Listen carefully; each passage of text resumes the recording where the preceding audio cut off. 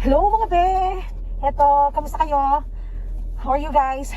I'm taking a video right now because I wanted to share something with you. Something that I want everyone to know. Lalo na yung may mga Subaru na kotse. And right now I am using my son's car.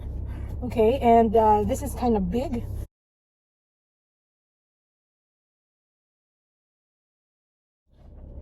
The other week, when I was on my way home, and it was really a huge traffic. There was really a huge traffic.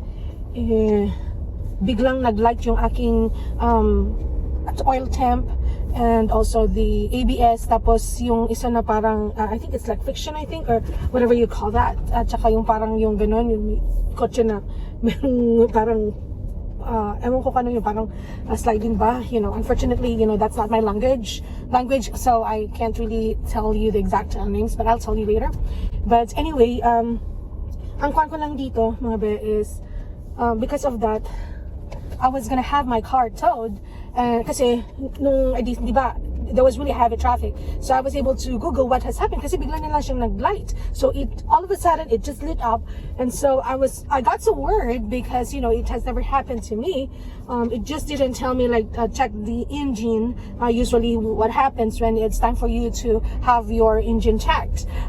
So ngayon, I saw na yung karamihan sa kanila sinasabi that you have to stop your car immediately, and so you cannot be driving your car if it shows that the light of of that oil temp lit up, because it has something to do with the transmission. And I do remember when it comes to transmission talaga, kapag nasira yung transmission talagang parang it's as good as buying a new car or another car, yun. So yun ang nangyari, and then I was gonna have my car towed and bring it to here to Milpitas, to the shop where I usually take our cars, and only to find out na sa AAA pala ang aking mileage lang for towing is about 5 miles, and I still have about 35 to 40 miles away.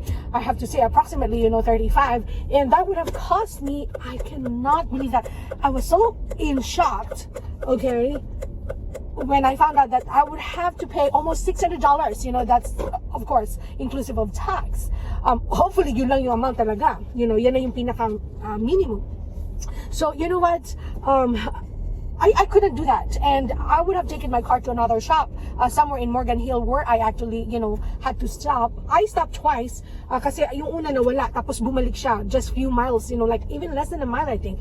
So I just made sure that I had to go to a shaded part, and then I had to open the hood, and then pinalamig ko yung aking makina because I didn't know what to do really,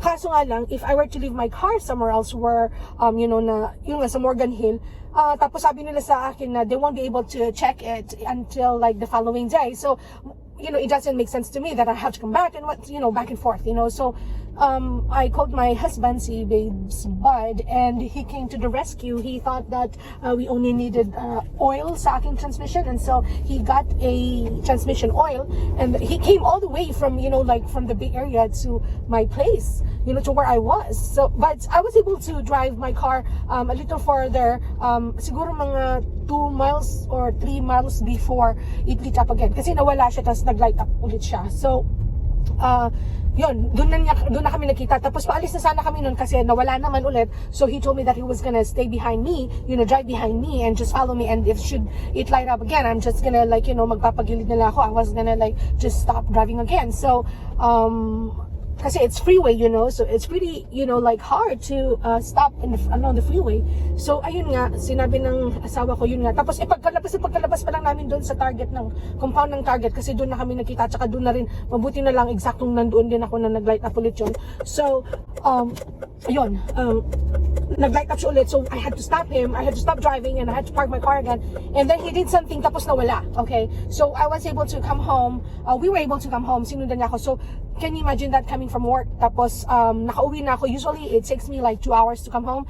I would be lucky enough to be home at about before 10 o'clock after my 12-hour shift of from Salinas. And so ang nangyari nun talaga naman na talagang pagod na ako noon kasi galing ako sa shift ko, tapos mahaba yung binahe ko, tapos naghintay-hintay pa ako, walang mabuti na lang may snacks ako sa kotse ko kasi I usually eat on my way home. Mga snacks lang, mga ganun lang ba.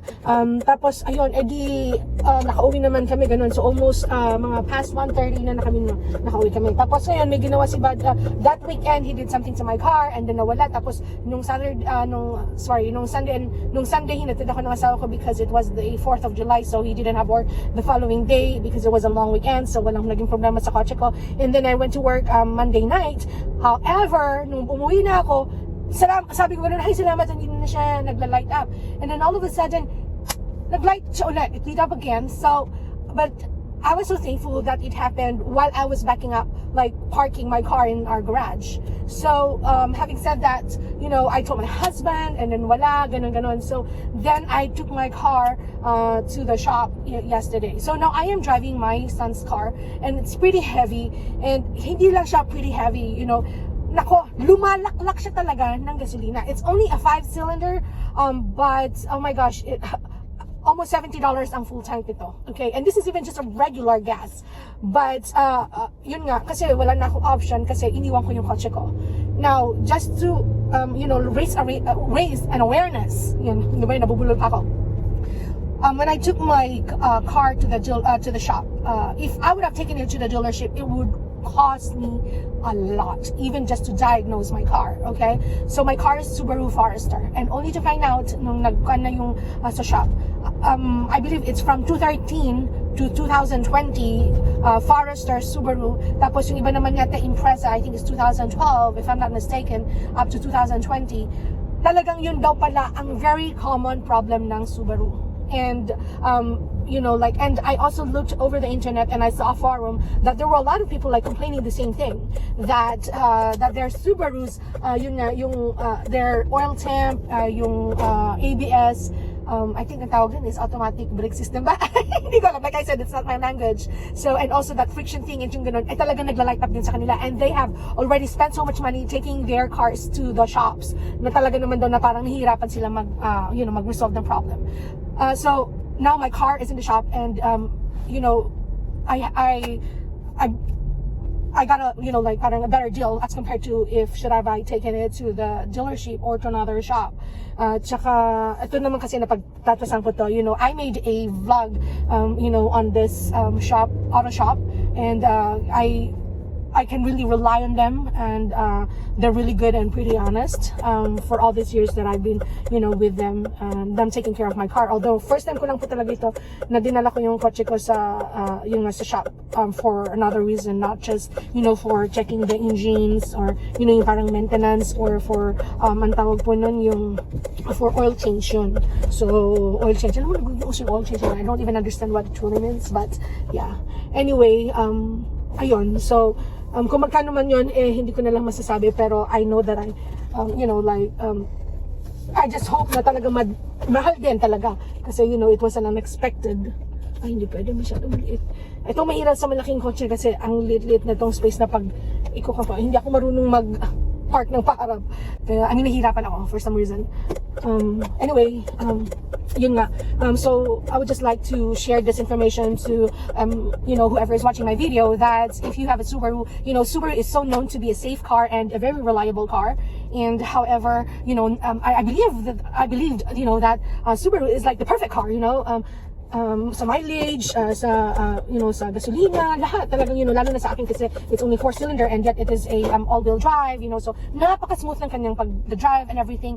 However, nothing is really perfect in this world, and yun nga, ito na. So I'm just really hoping that with the price that I am paying, I know it's not a lot as compared to others, but I just really hope, but according to the forum that I've been you know, like reading, talaga nahirapan daw sila mag-determine if what's wrong with their cars, and I'm just really hoping that with this ito dito sa shop na dinala ko, I'm really hoping na sana makon siya ang tawag nun, go ahead, I'm sorry, yun nga, I'm just really hoping na sana nga ma-find out nila yung problema ng kotse ko. Ayan, so this is it for today. This is just for everyone's information, especially those who drive Subaru. Just FYI, you know, if this happens to your car, I think you'll probably have some difficulty to find out if what is wrong with your car. I'm not sure if it's a sensor thing or it's a mechanical thing, you know, I'm not really, you know, we're just still hoping. And yung shop owner has told me that he cannot guarantee that he will be able to find the problem of my car, but he will do his best. And I have to leave my car as a shop for a couple of days, because it will really take a lot of time, because he has this algorithm that he needs to follow in order for them to be able to find out if what is the real problem of the car. So that's it, mga be. Thank you so much for watching my channel, my videos, and supporting my channel. I should say that. Sorry, nagpapark na po ako. Ayan. And once again, you guys have a great day, and I hope that you guys are staying healthy and staying safe. And that's it for today. You guys, thank you so much, and I love you guys. And this is your one and only Kira, the Mama K. Thank you. Love you.